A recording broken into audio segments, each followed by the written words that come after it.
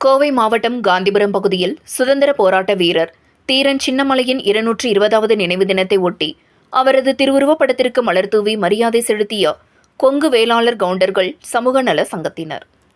கோவை மாவட்ட கொங்கு வேளாளர் கவுண்டர்கள் சமூக நல சங்கம் சார்பாக மாவீரன் தீரன் சின்னமலை 220வது நினைவு தினம் கோவை காந்திபுரம் பகுதியில் உள்ள மாநில தலைமை அலுவலகத்தில் நடைபெற்றது.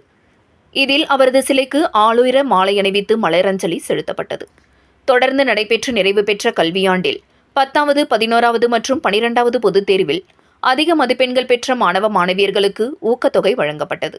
இந்த நிகழ்வில் மாவட்ட தலைவர் பி. நடராஜ், மாவட்ட செயலாளர் கே. செல்வராஜ், பொருளாளர் ஏ. டி. ராஜன், கௌரவ தலைவர் சின்னத்தம்பி, இணைச் செயலாளர் சண்முகசுந்தரம், தலைமை நிலைய செயலாளர் கொங்கு புஷ்பராஜ், துணை செயலாளர் மகேஷ், சிங்கை ரவிச்சந்திரன், சின்னு ராமசாமி, புஷ்பராஜ், ஒய்.கே.ஜி. பால்ராஜ், மகேஷ்குமார், திருமண சேவை ராமசுவாமி உள்ளிட்ட பலர் கலந்து கொண்டனர் என்பது குறிப்பிடத்தக்கது.